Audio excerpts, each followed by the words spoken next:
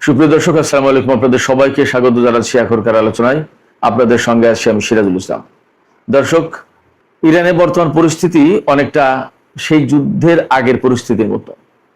ইসরায়েলের যুদ্ধমন্ত্রী ইসরায়েল কাজ বলেছেন, ইরানের সর্বোচ্চ নেতা, বর্তমান সর্বোচ্চ নেতাকে প্রয়োজন হলে টার্গেট করা হতে পারে। এর জবাবে ইরানের পররাষ্ট্রমন্ত্রী সাইদ আব্বাস আরাকচি এক্সে দেয়া পোস্টে বলেছেন, আমেরিকা যদি তার পোষা প্রাণীগুলোকে মুখ বন্ধ না করে তাহলে তাদেরকে প্রয়োজনে ইরান শিক্ষা দেবে।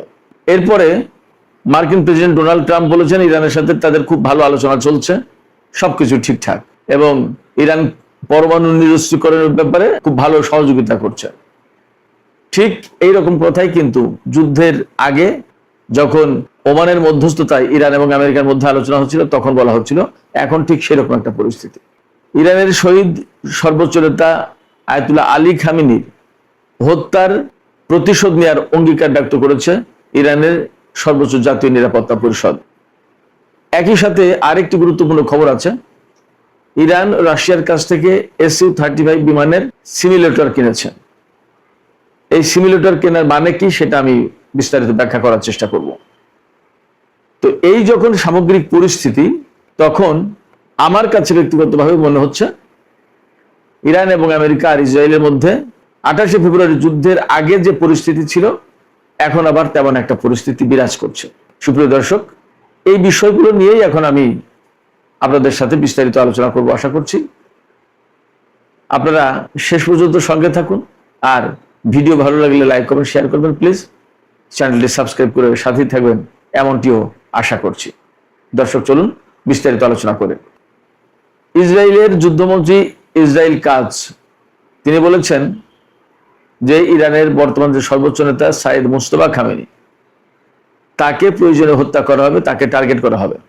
ইসরায়েলের যুদ্ধমন্ত্রী আরো বলেন যে এর আগে ইসরায়েল ইরানের ভেতরে 2বার প্রবেশ করেছে, প্রয়োজন যদি হয় তাহলে 3য়বার প্রবেশ করবে এবং সর্বোচ্চ নেতাকে সহ আরো যাকে হত্যা করা দরকার তাকে হত্যা করবে। এটা কিন্তু খুব ভালো ইঙ্গিত না।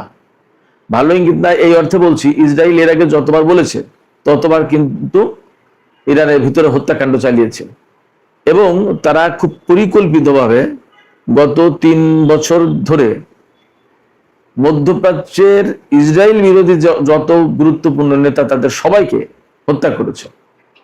এমনকি যে ইরান, ইসরায়েল আর আমেরিকার বিরুদ্ধে যুদ্ধ করছে তাদের সমস্ত গুরুত্বপূর্ণ নেতাকে হত্যা করেছে। আর যারা বেঁচে আছেন তাদের ভেতরে নতুন সর্বোচ্চ নেতাকে এবং আরো গুরুত্বপূর্ণ নেতাদেরকে হত্যা করা যখন হুমকি দিচ্ছেন, তখন কিন্তু এই আশঙ্কা বা এই শঙ্কা অবশ্যই তৈরি হচ্ছে যে তাহলে ইসরায়েল আবার ইরানের ভেতরে নতুন করে কোন সময় হত্যাকাণ্ড শুরু করে। ইরান হয়তো তার জবাব দেবে, যেটা ইরানের পররাষ্ট্রমন্ত্রী সাইদ আব্বাস আরাকচি বলেছেন যে এর কঠোর প্রতিশোধ নেওয়া হবে, এবং আমেরিকা যদি তার পোষ্যকে যদি মুখ বন্ধ না করে তাহলে ইরান তাদেরকে শিক্ষা দেবে। সব কথা ঠিক আছে, হয়তো ইরান ইসরায়েলের বিরুদ্ধে যুদ্ধও করবে। এরপরে ডোনাল্ড ট্রাম্প আমেরিকা সারা বিশ্ব আবার চাপাচাপি করে ইরানকে যুদ্ধবিরতিতে রাজি করাবে। কিন্তু মাঝখান দিয়ে যে বহু সংখ্যক লিডার, নেতা, সেনাবাহিনীর বড় বড় কর্মকর্তা, বড় বড় বিজ্ঞানী, রাজনৈতিক নেতা, সর্বোচ্চ নেতা, তারা যে নিহত হয়ে যাচ্ছেন, এর কি হবে? তাদেরকে তো আর ফিরে পাওয়া যাবে না। এই সংকটের তো সমাধান হলো না। তো সেক্ষেত্রে আমার কাছে মনে হচ্ছে এটা খুবই একটা বাজে অ্যালার্ম, বাজে সংকেত। এটা নতুন করে কোন অশনি সংকেত দিচ্ছে আমি ঠিক পরিষ্কার না। এবার সেই ইরানের সর্বোচ্চ জাতীয় নিরাপত্তা পরিষদ, যেটা সেই পরিষদের সদস্য সচিব এবং সাবেক IRGCর সিনিয়র কমান্ডার জুলকাদ, তিনি বলেছেন যে ইরানের সর্বোচ্চ নেতাকে যারা হত্যা করেছে তাদের বিরুদ্ধে উপযুক্ত সময়ে উপযুক্ত প্রতিশোধ দেওয়া হবে। এই রক্তের বদলা ইরান কখনো ছেড়ে দেবে না, অর্থাৎ এই রক্তের বদলা, এই হত্যার প্রতিশোধ নেবেই নেবে, এটা অঙ্গীকার ইরান পক্ষ থেকে। কখন তিনি এই কথা বলছেন? এই কথা বলছেন তখন যখন ইরানের শহীদ সর্বোচ্চ নেতার জানাজা অনুষ্ঠান শুরু হতে যাচ্ছে। আগামী 9 তারিখে তাকে চূড়ান্তভাবে নিজ জন্ম শহর যে বাসাদ, সেই বাসাদ শহরে ইমাম রেজার মাজারের পাশে, অর্থাৎ ইমাম রেজা যেখানে শুয়ে আছেন তার কবরের পাশে তাকে দাফন করা হবে। তো এর আগে ইরানের পক্ষ থেকে এই বক্তব্য দেওয়া হলো সর্বোচ্চ জাতীয় নিরাপত্তা পরিষদের পক্ষ থেকে। এর ভেতরে ইরানি জাতিকে বা বিশ্ববাসীকে হয়তো ইরান এই মেসেজ দিতে চেয়েছে যে আমাদের সর্বোচ্চ নেতাকে আমরা ঠিক বিদায় জানাচ্ছি, কিন্তু তার হত্যাকাণ্ডের কথা, তাকে যে যন্ত্রণা দিয়ে হত্যা করা হয়েছে বা যে বোমা হামলার পরে বিল্ডিং ধসে তিনি শহীদ হয়েছেন, এই যে কষ্ট, এর প্রতিশোধ নেওয়া হবে। আমি এখানে একটা বিশেষ তথ্য জানিয়ে রাখি, ইরানের শহীদ সর্বোচ্চ নেতা আয়াতুল্লাহ আলী খামেনি যখন শহীদ হয়ে যান তখন তার হাত মুষ্টিবদ্ধ ছিল। ইরানি কর্মকর্তারা, বিশেষ করে জুল কাদর, তিনি জানিয়েছেন, জাতীয় নিরাপত্তা পরিষদের সচিব, তিনি জানিয়েছেন এই যে মুষ্টিবদ্ধ হাত, এটা কিন্তু একটা বিশেষ সিগন্যাল বহন করছে, অর্থাৎ প্রতিরোধ অব্যাহত থাকা, তারপরে ইরানি জাতিকে শক্তভাবে দাঁড়ানো, বিভিন্ন ধরনের সিগন্যাল বহন করছে। এই জায়গা থেকে ইরানি জাতি, আমি নিশ্চিত তারা একটা শিক্ষা নেবে এবং এই যে ইরানের সর্বোচ্চ নেতার যে মুষ্টিবদ্ধ হাত তারা দেখেছে, এই হাত যে সিগন্যাল তাদের জন্য দিয়েছে, সেই সিগন্যালের বাস্তবায়ন তারা করবে। অর্থাৎ তারা প্রতিশোধ আজ হোক কাল হোক নেবেই। ইরানের সর্বোচ্চ নেতার জানাজা অনুষ্ঠানে 90টা দেশ থেকে সরকারিভাবে লোকজন আসবে, এটা একটা বিরাট ব্যাপার, এবং বলা হচ্ছে যে 2 কোটির বেশি মানুষ এই জানাজায় অংশ নেবে। তো যখন সর্বোচ্চ নেতার জানাজা হতে যাচ্ছে, তার আগে কিন্তু ইসরায়েল এই বক্তব্য দিল।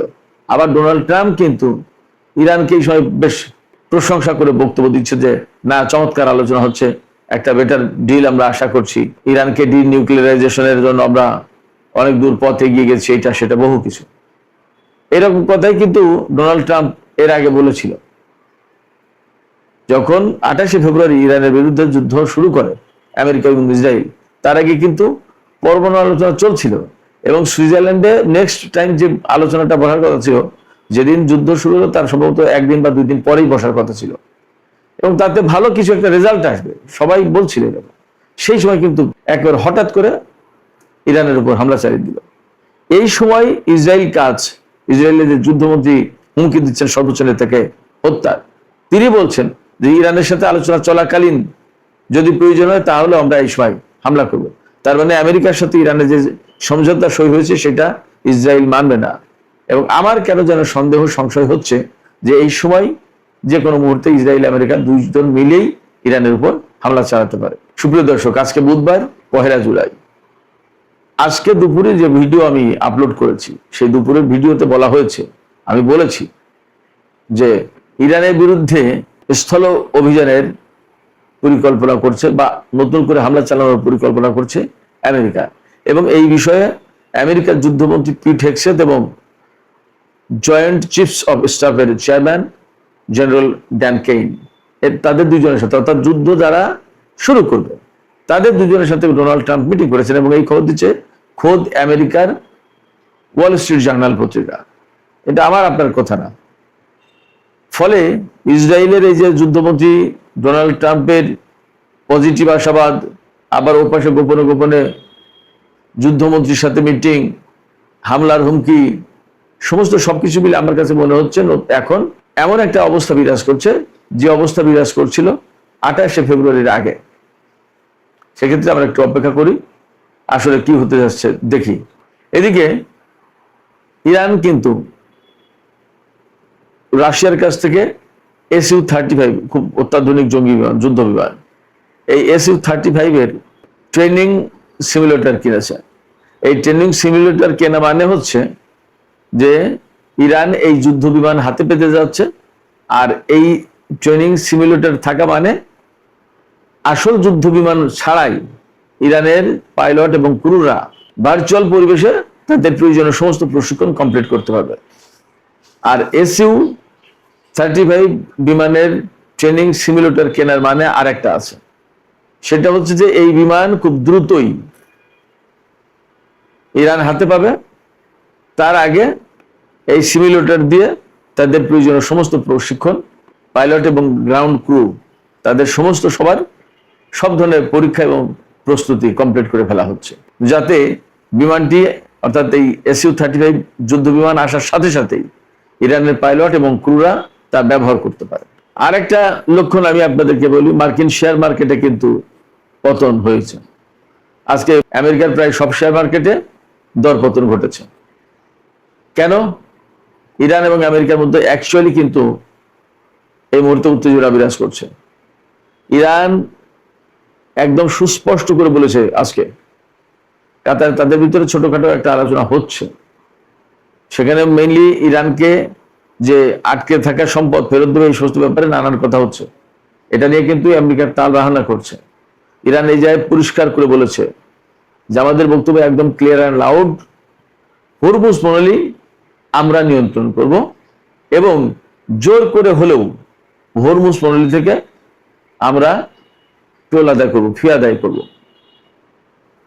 এটা ইরানের বক্তব্য।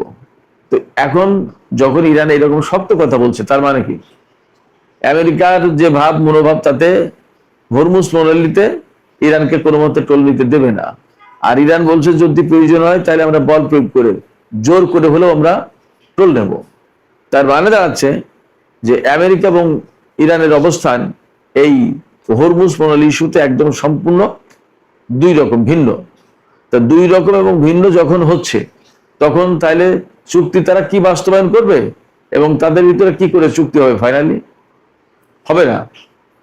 অথচ ইরান কিন্তু দাবি করছে যে 14 দফার সমঝোতা সই হয়েছে, এই 14 দফার সমঝোতা স্মারকে পরিষ্কার করে বলা হয়েছে যে এই 60 দিনের সময়কাল, যেটা এই 60 দিনের ভেতরে ইরান হরমুজ প্রণালীতে কোনো টোল নেবে না বা ফি নেবে না। এরপরে গিয়ে ম্যানেজমেন্টের দায়িত্ব তাদের হাতে থাকবে এবং সেখান থেকে ফি নেবে। অথচ এখন আমেরিকা বলছে ভিন্ন কথা, তার বিপরীত কথা বলছে। এই অবস্থায় একদম পরিষ্কার যে ইরান এবং আমেরিকার মধ্যে হরমুজ ইস্যুতে একেবারে যথেষ্ট পার্থক্য আছে, মতভেদ আছে। এরপরে তো আসল ঘটনা পরমাণু ইস্যু নিয়ে। পরমাণু ইস্যু নিয়ে ডোনাল্ড ট্রাম্প বা আমেরিকা বা ইসরায়েলি লবির চাপে মার্কিন প্রশাসন অবশ্যই বলবে যে পরমাণু কর্মসূচি টোটালি বাদ দিতে হবে, ইউরেনিয়াম যেগুলো আছে সেগুলো দিতে হবে, ইউরেনিয়াম সমৃদ্ধ করতে পারবে না, এটা সেটা বহু কিছু। তো যখন এইগুলো বলবে তখন ইরান এর একটাও মানবে না। এইভাবে যদি তা না মানে তাহলে চুক্তি হবে না। তাহলে কি দাঁড়াবে? তাহলে হয় আমেরিকাকে চুপ থাকতে হবে, না হলে ইরানের বিরুদ্ধে যুদ্ধ করতে হবে। যখনই ইরানের বিরুদ্ধে যুদ্ধ করতে আসবে তখনই ইরান অবশ্যই তার পাল্টা জবাব দেবে। সেক্ষেত্রে এই চুক্তি, এই যে পরিস্থিতি, তাতে যে সমস্ত কথাবার্তা, শেয়ার মার্কেটের পতন, ডোনাল্ড ট্রাম্পের ইতিবাচক ইঙ্গিত, ইসরায়েলের যুদ্ধমন্ত্রীর ইরানের সর্বোচ্চ নেতাকে হত্যার হুমকি, ইরানের পক্ষ থেকে পাল্টা প্রতিশোধের হুমকি, হরমুজ প্রণালী কন্ট্রোল না ছাড়ার ঘোষণা, সমস্ত সবকিছু মিলে পরিস্থিতি আমার কাছে মনে হচ্ছে অত্যন্ত জটিল, ঘোলাটে। এবং এই ঘোলাটে পরিস্থিতি ধীরে ধীরে আমার কাছে মনে হচ্ছে ইরান, ইসরায়েল এবং আমেরিকার মধ্যে নতুন করে সংঘাতের সৃষ্টি করতে পারে, নতুন করে আমরা আবার যুদ্ধ দেখতে পারি। আসলে এই পরিস্থিতিতে কি হতে যাচ্ছে আমরা নিশ্চিত নই। আমি জাস্ট আমার বিশ্লেষণ, পর্যবেক্ষণ তুলে ধরলাম। পরিস্থিতি যদি এমন হয় আমি যা বললাম, তাতে এমনকি সর্বোচ্চ নেতা জানাজা অনুষ্ঠান ঠিক মতো নাও করতে দিতে পারে তারা। দেখা গেল একটা হামলা চালিয়ে বসলো, তখন কিন্তু ভীষণ রকমের একটা ক্রিটিক্যাল একটা মোমেন্ট তৈরি হয়ে যাবে। তো যাই হোক, দেখা যাক কি হয়, আমরা অপেক্ষা করি। এপাশে কাতার মধ্যস্থতা করার চেষ্টা করছে খুবই, পাকিস্তানও অ্যাক্টিভ আছে। ওপাশে তুরস্ক, ইসরায়েলের যে ভূমিকা, বিশেষ করে ফিলিস্তিনে কিন্তু ইসরায়েল আজকেও গাজায় হামলা চালিয়েছে এবং 3 জন নিহত। সবকিছু মিলে যে পরিস্থিতি, তাতে সুবিধাজনক মনে হচ্ছে না। গাজা পরিস্থিতি বা ফিলিস্তিনি পরিস্থিতিতে এরদোগান বলেছেন যে ইসরায়েল যা করছে তা মধ্যপ্রাচ্যের জন্য খুবই ডিস্টার্বিং, এটা বন্ধ করা দরকার। তুরস্কের প্রেসিডেন্ট রজব তাইয়িপ এরদোগান মোটামুটি একটা হুমকি দিয়েছেন। তার হুমকিকে আবার মানুষ সেভাবে গ্রহণও করে না, কারণ তিনি বলেন কিন্তু কাজের কাজ তো কিছুই করেন না, যার কারণে সেটা আবার আর একটা ভিন্ন ডাইমেনশন। যাই হোক, ইরান, ইসরায়েল এবং আমেরিকার ভেতরে যে পরিস্থিতি, তাতে আমার কাছে মনে হচ্ছে পরিস্থিতি নাজুক, পরিস্থিতি খারাপের দিকে যাচ্ছে। এখন দেখা যাক পরিস্থিতি কি হয়। সুপ্রিয় দর্শক, এখনকার আলোচনা এখানে শেষ করতে চাই। আলোচনা শেষ করার আগে আপনাদের কাছে জানতে চাই, আপনারা আসলে কি ভাবছেন, আপনাদের মতামত কি? আপনাদের কি মনে হয় যে আসলে পরিস্থিতি খুবই নাজুক এবং যে কোনো মুহূর্তে ইসরায়েল, ইরান এবং আমেরিকার মধ্যে আবার নতুন করে সংঘাত শুরু হতে পারে? অথচ আমরা তো জানি যে এই ধরনের সংঘাত শুরু হলে তেলের দাম বাড়বে, হরমুজ প্রণালী বন্ধ হবে, মধ্যপ্রাচ্যে আমাদের বাংলাদেশে যে সমস্ত মানুষ আছে তারা সবাই নিরাপত্তাহীনতায় ভুগবে, অনেক অনেক সংকট তৈরি হবে। আপনাদের কাছে কি মনে হয় আসলে পরিস্থিতি কোন দিকে যাচ্ছে? আপনাদের মতামত জানিয়ে কমেন্টে লিখতে পারেন। আর ভিডিও ভালো লাগলে লাইক কমেন্ট শেয়ার করবেন এবং চ্যানেলটি সাবস্ক্রাইব করে সাথেই থাকবেন। দর্শক, এখনকার আলোচনা এখানে শেষ করতে চাইছি। আপনারা সবাই অনেক অনেক ভালো থাকুন। অবশ্যই শুরু আল্লাহ থেকে হাফেজ। শেষ পর্যন্ত দেখছেন, জানছেন, অবশ্যই আপনাদের মূল্যবান মতামত কমেন্টে জানিয়ে দিবেন। তো সবাই ভালো থাকবেন। ধন্যবাদ সবাইকে।